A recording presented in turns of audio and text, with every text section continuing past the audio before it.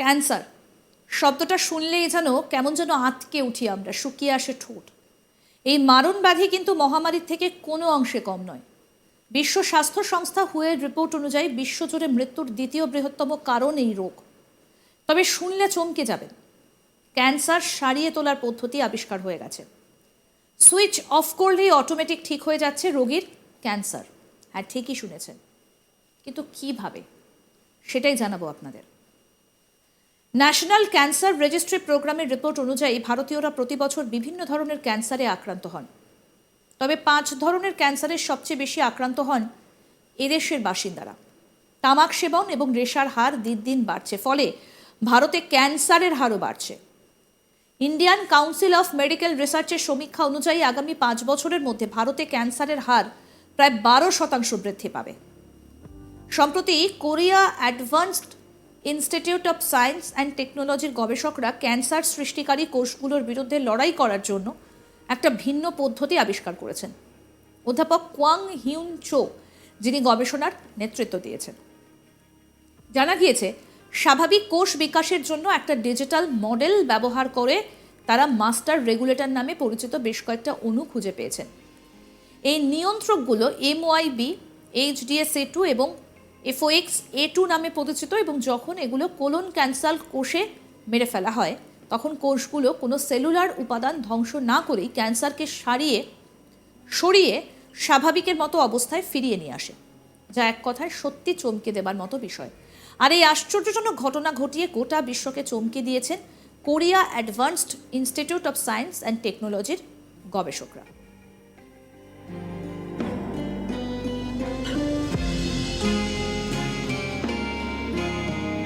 বিভিন্ন ক্যান্সারজনিত কারণ, যেমন পরিবেশ বা বংশগত প্রভাবের কারণে মলাশয়ের মিউকোসাল এপিথেলিয়ামের টিউমারটা ম্যালিগন্যান্ট টিউমারে পরিণত হলে তখন তাকে কোলন বা মলাশয়ের ক্যান্সার বলে।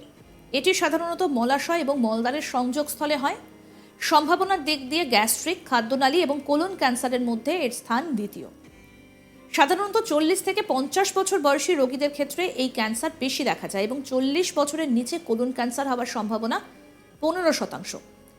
পুরুষ এবং নারী ভেদে এর অনুপাত হচ্ছে 2:1। কোলন ক্যান্সারের পেছনে বেশ কিছু কারণ আছে, সেগুলো একটু বলি। খাদ্যাভ্যাস বা ডায়েটে চর্বি জাতীয় খাবার বেশি এবং আঁশ জাতীয় খাবার কম খেলে এই ক্যান্সার হতে পারে। বংশগত প্রভাব, পূর্বে পরিবারের কারো এই ক্যান্সার হয়ে থাকলে অন্যদেরও হবার ঝুঁকি থাকে। কোলন পলিপস, মলদ্বার বা মলাশয়ের ভেতরকার দেওয়ালে পলিপস জন্মায়, যা প্রথম দিকে বিনাইন টিউমার হিসেবে থাকে কিন্তু পরবর্তীতে ম্যালিগন্যান্ট হয়ে যেতে পারে। আলসারজনিত সমস্যা, যাদের আলসারজনিত প্রদাহ থাকে তাদের ক্ষেত্রে এই ক্যান্সার হবার সম্ভাবনা অন্যদের থেকে 30 গুণ বেশি থাকে। কোলন ক্যান্সার সাধারণত কাদের হয়? বংশে কারো পলিপোসিস হবার ইতিহাস থাকলে অন্যদের কোলন ক্যান্সার হতে পারে। কারো বাবা মা ভাই বোনের এই ক্যান্সার হয়ে থাকলে তারও হতে পারে। দীর্ঘদিন যাবৎ আলসারের ব্যথায় ভুগলে এই ক্যান্সার হবার সম্ভাবনা থাকে।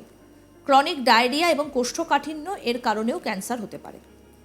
অন্যদিকে গ্যাস্ট্রিক ক্যান্সার এমন একটা রোগ যার সংকেত প্রাথমিক পর্যায়ে বুঝতে পারা সত্যিই কঠিন। সাধারণত গ্যাসের সমস্যা নাকি ক্যান্সার বুঝে উঠতে অনেকটা সময় চলে যায়।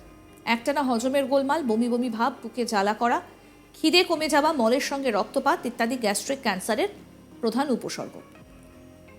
দেশ জুড়ে মহিলাদের মধ্যে যত ধরনের ক্যান্সার দেখা যায় তার মধ্যে আক্রান্তের সংখ্যার নিরিখে সার্ভাইকাল ক্যান্সার বা জরায়ুর মুখের ক্যান্সার রয়েছে দ্বিতীয় স্থানে।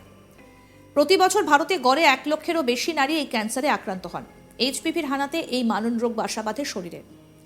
তবে এই ভাইরাস শরীরে প্রবেশ করা ছাড়াও জরায়ুমুখ ক্যান্সারের আরও একটা প্রধান কারণ অসুরক্ষিত যৌন সম্পর্ক। ঋতুচক্রের নির্দিষ্ট সময়ের বাইরে অস্বাভাবিক রক্তক্ষরণ, যৌন মিলনের সময় প্রবল যন্ত্রণার সঙ্গে রক্তপাত, তলপেট, কোমরে দীর্ঘদিন ব্যথা এই ক্যান্সারের প্রাথমিক উপসর্গ। ভারতীয়দের মধ্যে এই ক্যান্সারে আক্রান্তের সংখ্যা অনেক বেশি। ধূমপান তার বড় কারণ।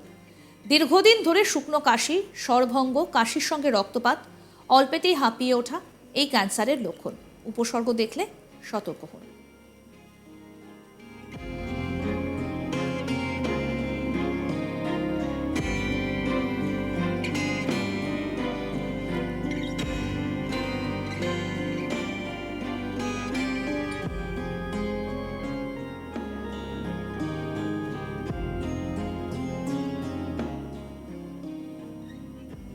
আরও আপডেট পেতে দেখতে থাকুন আজ তাক বাংলা। সাবস্ক্রাইব করুন, নোটিফিকেশন পেতে বেল বাটন অপশন প্রেস করুন, হোয়াটসঅ্যাপে ফলো করুন আজ তাক বাংলা।